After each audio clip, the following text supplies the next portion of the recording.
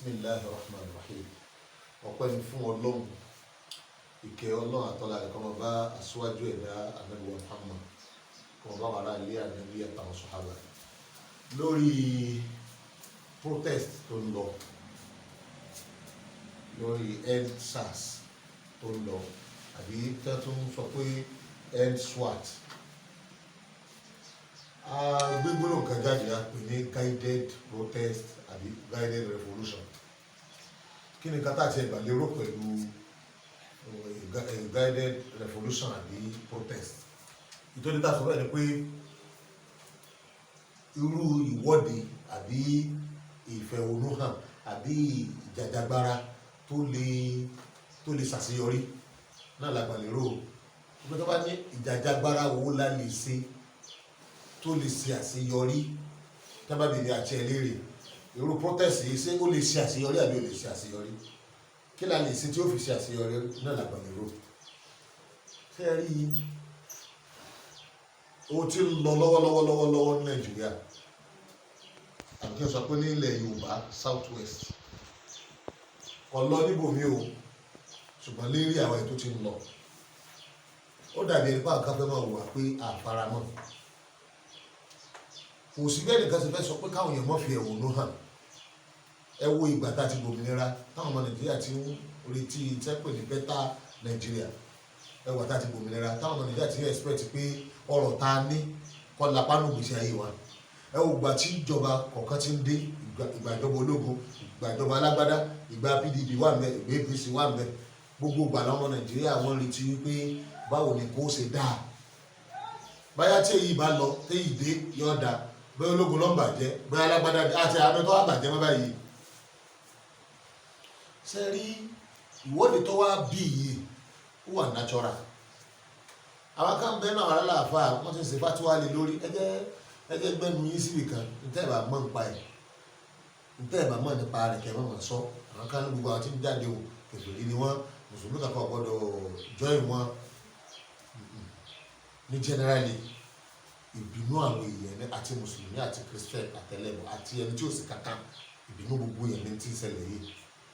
Agbára àfa kankan ọ̀ka bẹ́ẹ̀ bá ṣe wá sí ogún, bẹ́ẹ̀ ṣe nà sí àhá ọgbọ̀n,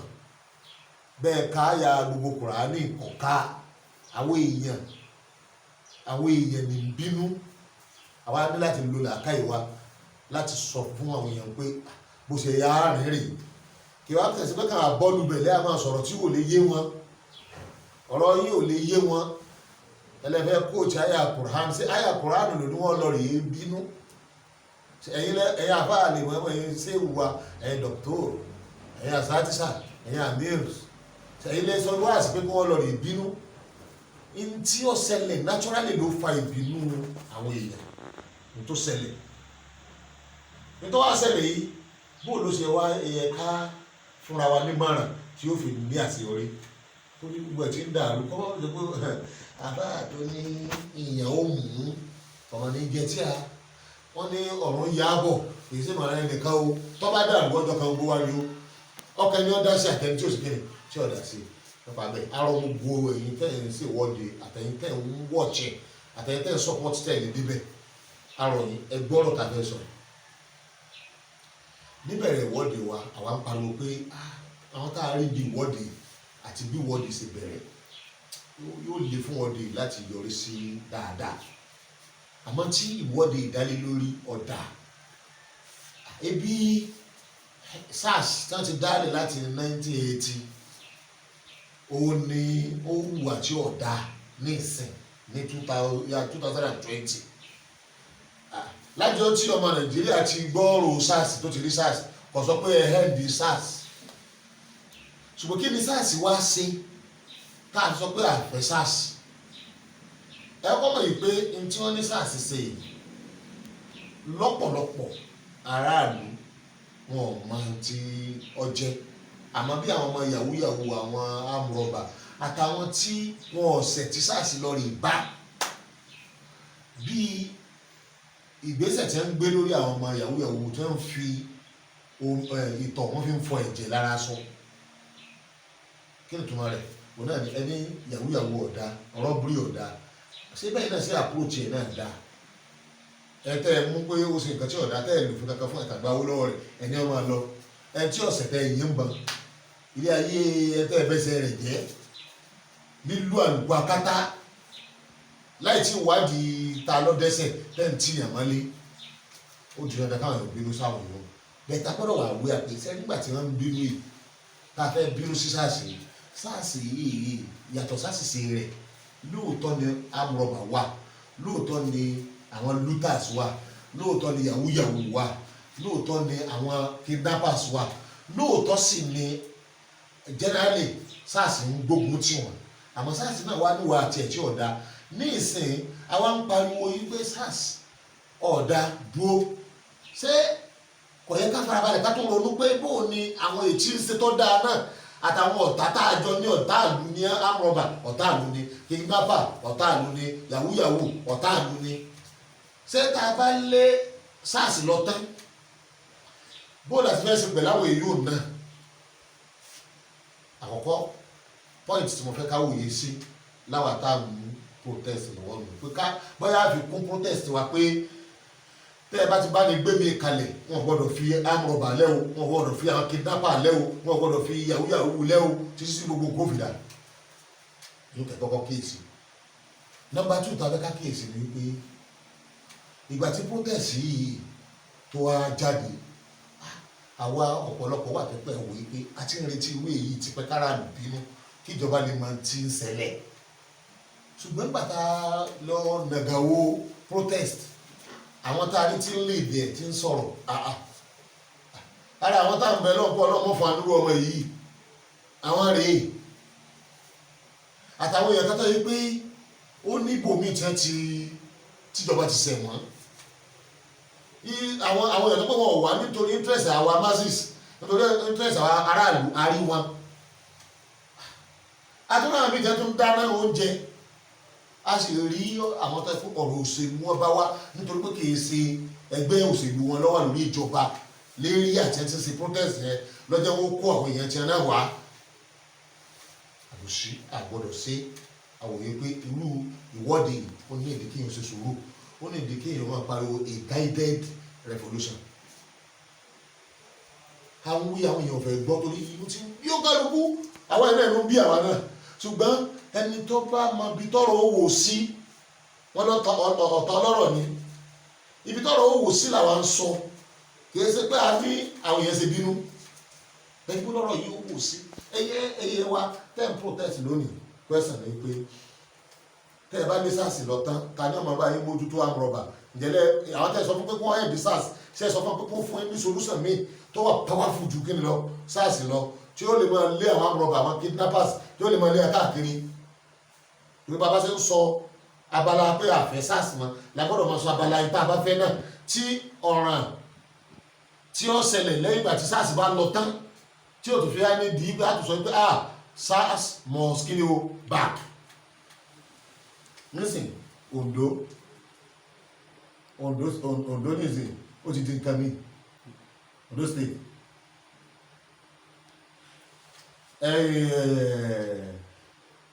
Ọ̀ṣun wọn àtàkì gómìnà nítorí òótọ́ kìí sáwọn èèyàn wa tí wọ́n bẹ̀rẹ̀ protest yìí lọ́lọ́ àtàkì gómìnà ó sì dàbí lójú pé ìtọ́jú ṣẹlẹ̀ níbòmí náà kìí sáwọn tó ṣe protest yìí lọ́lọ́ sí kíni lọ́lọ́ rèé dàbẹ̀rù ṣùgbọ́n protest yìí à ń sọ fún wa pé kìí ṣe guided protest torí pé ní tí wọ́n pè ní guided protest ó gbọ́dọ̀ wà láàrin ìran mẹ́ta àti mẹ́rin ìran aláwọ̀kọ́ a man a leader ó dìde ó bẹ̀rẹ̀ sí máa pariwo gọ́ọ̀mẹ̀ntì pé tẹ̀sí ọ̀dà wọ́n ń pariwo ẹ̀yẹ àwọn èèyàn jẹ́ wọ́n ń jà fẹ́tọ̀ àwọn ọmọ ènìyàn bí àwọn heroes náà ti lọ bí Gandhi ní India bí mount South Africa yìí Mandela ìgbà tí Awólọ́wọ̀ dìde lọ́dọ̀ wá ń bí àwọn èèyàn dìde tẹ̀lé revolution ni Umar Mukhtar ní Libya Hassan Banna ní Egypt imam ó lè dìde kọ́ máa pariwo káwọn aráàlú tẹ̀lé irú revolution báyìí is a guided revolution tó bá lead sí riot àbó lead sí protest is a guided kí ni o protest torí pé ẹni tí ó sọ fún ẹ tí wọ́n gbọ́ ó ti wà láàrin wọn number 1 number 2 ó lè jẹ́ àjọ àwọn ọ̀mọ̀wé àwọn ọ̀jọ̀gbọ́n agbáléwà nínú wọn ọ̀dọ́léwà nínú wọn bẹ̀tẹ̀ àwọn tó lajú bẹ́ẹ̀ ìlú yẹn wọ́n yẹn wọ́n jẹ bìtìgbà táwọn ọmọ wọn lajú àwọn tó lajú kóra wọn jọ wọ́n bẹ̀rẹ̀ sí máa parí fọ́nrán tó yẹn jẹ tàràdù náà bá dìde àgbà ní protest bá ṣẹlẹ̀ revolution bá ṣẹlẹ̀ is a guided kini revolution and protest. ẹlẹ́ẹ̀kẹta ó lè jẹ́ ìgbà àwọn àgbàlagbà ní òjijì àwọn àgbàlagbà làwọn ọmọ kékeré wà tẹ̀lé wọn àtàrà mi àwọn àgbàlagbà tó kó wọn ti rí nǹkan tọ́pọ̀. Number 4 ó lè jẹ́ ẹgbẹ́ òṣèlú ó lè má jẹ́ ó lè jẹ́ ẹgbẹ́ ẹ̀sìn tó yẹ kó ní nǹkan fún ara àgbọ̀ bẹ̀rẹ̀ sí máa pariwo ìjọ. àwọn yìí guided ní tó bá ti rí àwọn èèyàn tó yẹ pé tí gbogbo yẹn bá lọ lé wọn tán àwọn ẹni tó kó wọn jọ yóò tó kó wọn jọ wọn ó lè discuss more àbẹ níta sábà máa ní ìdí àti máa rò dáadáa ni pé kí ló ń bẹ lẹ́yìn protest tí gbogbo wa bá lọ lé tán àwọn onímọ̀ bá ní mọ́nítọ̀ níta àjọsọ so àwọn mẹ́rin tí wọ́n dákọ̀ yìí wọ́n lè mọ́nítọ̀ ẹ̀ nísìn ó yẹ wáyé pé kò sẹ́gbẹ́ òṣèlú kan tára Nàìjíríà fẹ́ràn kò lè lórí kọ́dà bẹ́ẹ̀ bá ní kan lọ ìtọ́wá tó dé òun náà tún ṣe kíni yóò tún jábà wa ẹ bá tó lè yẹn lọ ìlú àbẹ̀ tó fẹ́ tá a fẹ́ lé lọ tààtùn adé lóde padà lé sí president of Nàìjíríà a ní problem nínú problem ta ni pé àwọn aráàlú gangan fúnra wa à ń gba owó láti ta opinion wa fáwọn èèyàn dáadáa tí èèyàn bá ti jẹ́ èèyàn dáadáa kó lówó lọ ni tó bá ti lówó lọ yọ wọlé dájú pé àtàwa bá a ṣe rí ìjọba náà rí kàmá kúntùm ìwà láàrin bẹ́ẹ̀ ṣe rí náà làwọn product yín ní gọ́ọ̀mẹ̀ntì náà ṣe kéré àwọn aráàlú náà la produce àwọn bad people yìí tí wọ́n gọ́ọ̀mẹ̀ntì ṣé ìgbà tí à ń ṣe protest ní sísá àfihàn rere hàn àwọn èèyàn wọ́n ń jí fóònù ní fóònù wọ́n ń jalè wọ́n ń ṣe rádaràda wọ́n ń sọ̀sọ̀kúsọ̀ wọ́n mú un kú mi àwọn tọ́ọ̀gì àwọn náà tó ń lọ́wọ́ mú protest tó gbogbo ṣe dìde yẹ kí tọ́ọ̀gì ọwọ́ gbóni tọ́ọ̀gì wa ń lẹ́nu tá a bá tiẹ̀ lé àwọn tá a bá ní gọ́ọ̀mẹ̀ntì ní SARS àbí SARS ní SARS sáàgbọ̀ òwò àbí kíni bí SARS láàrin ara wọn àwọn èèyàn tí wọ́n ń múra bí ìwé rẹ̀ wọ́n á láwọ̀ wọn báwo lẹ ti fẹ́ jẹ́ kí ẹni tó nílà àkáyè àbẹ̀lẹ́sẹ̀ tọmọ ọlọ́run ẹni tí wọ́n bí ìrírí wọn kó sọ pé wọ́n tó lẹ́yìn ẹ̀ tí ń wà bí ìwé rẹ̀ protest dáa ó tọ́ka sí pé ọmọ Nàìjíríà làákàyè wọn pé àmọ́ àwọn tó ń darí èyí àti àyè plan fún dáadáa ó ti fẹ́ bàjẹ́ èyí làwọn nǹkan tó yẹ pé a fẹ́ pe owó kálukú wa sí ẹ̀yin èèyàn wa tẹ́ wà ní field tẹ́ ń protest lọ́wọ́ kí sáwọn abala ìkẹ́kọ̀ọ́ rẹ̀ tẹ̀ ìjọba tí wọ́n ti wíwí fún tán kọ́lẹ́tà fún tó náà sì rí tí ò túnra rẹ̀ sí kò túnra rẹ̀ sí táwọn èèyàn bá dìde báyìí kò sí tó burú ń bẹ àmọ́ kọ́ má tún ṣe pé ọgbọ́n owó di kíni yóò dẹ́gọ̀ ọ̀nà àríwó táwọn ń pa lónìí yìí ewu ń bẹ lóko alóńgẹ o ibi tí ń lọ yìí ọ̀nà mẹ́ta ló gbàgbé ewu alákọ̀ọ́kọ́ òun náà ni tribalism kí àwọn máa ṣe protest bí káwọ́sá sọ púpọ̀ kan òun ewu alákọ̀ọ́kọ́ nù tá a bá fẹ́ sáná sí ewu yìí ká dáàpọ̀ pé kí Buhari ó kó bẹ̀ wọ́n á ní ajẹ́ pé protest Yorùbá wọ́n mí ní Haúsá ni ewu ẹ̀já kọ́ ní protest wà ní a logical protest request táwọn máa béèrè fún ọ wà logical Haúsá ti ń wò pé sẹ́rọ àdàpọ̀ nígbà tó kan àwọn ẹ̀já náà parí ta ewu ẹlẹ́ẹ̀kejì ni pé ṣé tí a bá bá protest lọ ṣé Yorùbá ó sì sí president àwa ló sì kàn tí wọ́n bá lọ báyìí